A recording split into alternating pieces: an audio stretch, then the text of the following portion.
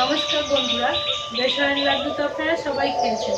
আজকে আমি বেসন দিয়েই নতুন একটি রেসিপি তৈরি করে আপনাদের দেখাবো। রেসিপিটির নাম হলো বেসনের সন্দেশ। খুব কম উপকরণে চটজলদি সময়ে এটি হয়ে যায়। তো চলুন আমরা দেখে নেই বেসনের সন্দেশ তৈরি করতে আমাদের কী কী লাগছে। বন্ধুরা, বেসনের সন্দেশ তৈরি করতে কিন্তু খুব অল্প কয়েকটাই উপকরণ লাগে।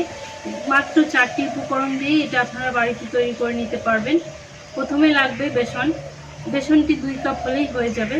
তারপর লাগবে হাফ কাপ চিনি, আর 2 চামচ মতো সুজি লাগবে এখানে, আর 2 চামচ মতো গুঁড়ো দুধ। এই 4টি উপকরণ হলেই কিন্তু বেসনের সন্দেশ একদম তৈরি হয়ে যাবে বাড়িতে। আর যদি আপনারা চান তো সাজানোর জন্য এখানে কিশমিশ বা কাজু বাদাম সন্দেশের ওপর সাজিয়ে দিতে পারি। তো চলুন আমরা শুরু করে দেই বেসনের সন্দেশ তৈরি করা। বন্ধুরা, প্রথমে এই কড়াইটা আমি বসিয়ে দিয়েছি। এখন আমি কড়াইতে প্রথমে 2 চামচ ঘি দিয়ে দেব।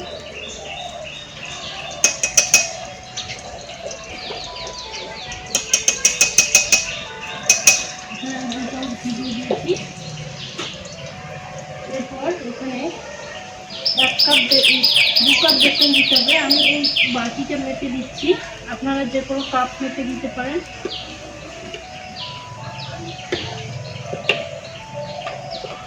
এখানে আমি 1 বাটি আর হাফ বাটি, 1.5 বাটি মতো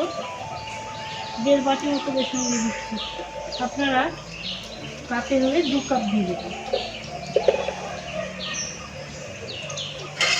দিয়ে এখন এটা অনবরত কিন্তু নাড়তে হবে, আর এই সময় আঁচটা হালকা রাখতে হবে, নাহলে পুড়ে যাবে। ঘিটা দিয়ে আমি বেসনটা ভালো করে নেড়ে দিচ্ছি।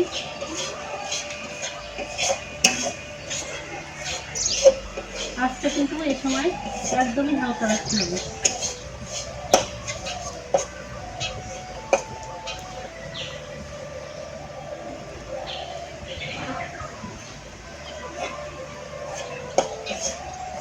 দেখুন, আমার একটা সুন্দর গন্ধ চলে এসেছে, ভাজা হয়ে গেছে মোটামুটি।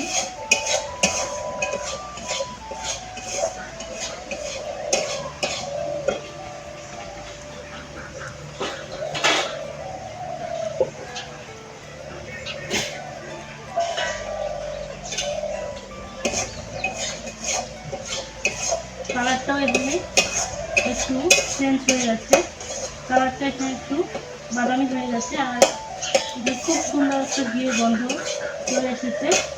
তো এখন আমি দিয়ে দেবো এখানে স্বাদ বাড়ানোর জন্য 2 চামচ পরিমাণে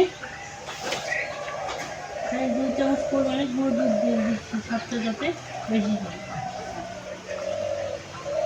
2 চামচ গুঁড়ো দুধ দিয়ে দিলাম এখানে আমি। আর এরপর দিয়ে দেবো এখানে 2 চামচ সুজি।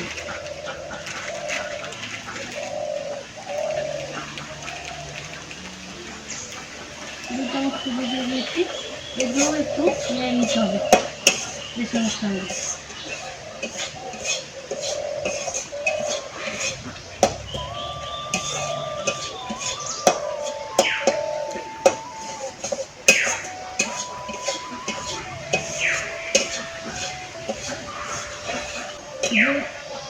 যে বাটি মেপে আমি দিয়েছিলাম বেসন, সেই বাটি মেপেই আমি জলটা দিয়ে দেবো।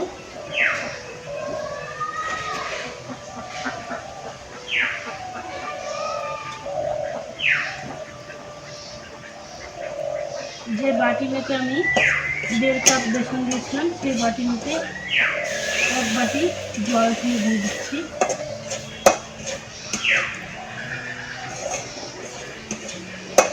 তারপরে দিয়ে দিচ্ছি আরও 1 বাটি, মানে পুরো আমার 2 বাটি এখানে জল লাগবে। জলটা দিয়ে হালকা আছে নাড়াচাড়া করতে থাকবো। আঁচটা কিন্তু হালকাই রাখবেন।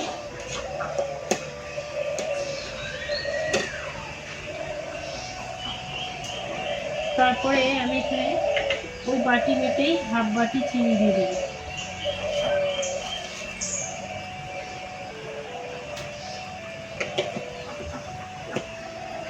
চিনিটা দেওয়ার পর আর ভালো করে নাড়াচাড়া করতে হবে।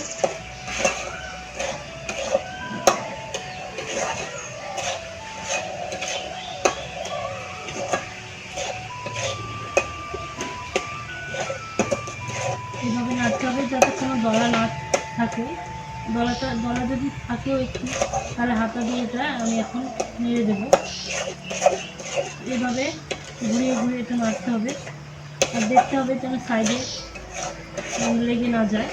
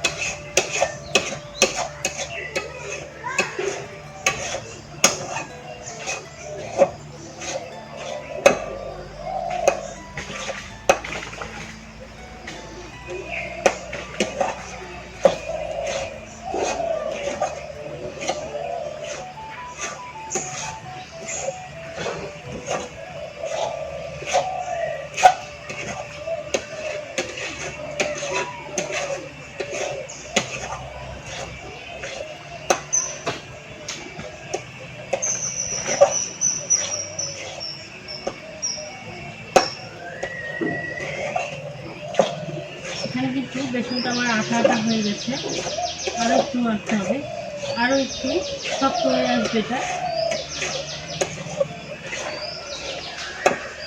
আজকে আমি এখন খুবই হালকা রেখেছি, খুবই ধীরে আঁচেই করছি,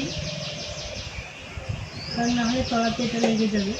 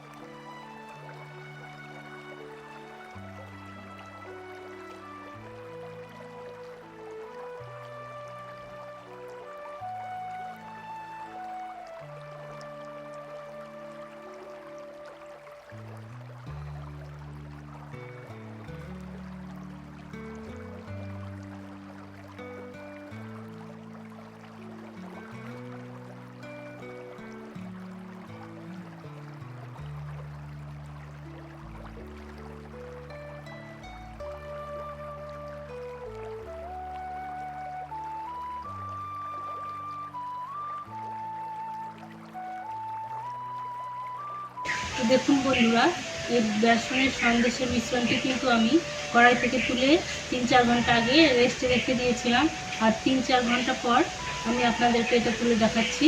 দেখুন এটা কি সুন্দর ঠান্ডা হয়ে গেছে, আর একদম দারুণভাবে হয়ে গেছে। আমি এটা কেটেও নিয়েছি, আপনাদেরকে একটু তুলে দেখাচ্ছি সন্দেশটা কি সুন্দর তৈরি হয়েছে। তো আপনারাও এটা দেখুন কি সুন্দর সন্দেশটা তৈরি হয়ে গেছে। আপনারাও এটা বাড়িতে তৈরি করুন এবং খেয়ে আমাকে জানান কমেন্টে যে কেমন লাগলো আপনাদের এই বেসনের সন্দেশ। আর আমার এই বেসনের সন্দেশের রেসিপিটি যদি আপনাদের ভালো লেগে থাকে, তাহলে অবশ্যই আমার চ্যানেল গায়ত্রী রান্নাঘর, এই চ্যানেলটি আপনারা সাবস্ক্রাইব করে নিন, লাইক করুন, শেয়ার করুন এবং পাশে থাকার জন্য সবাইকে অসংখ্য ধন্যবাদ।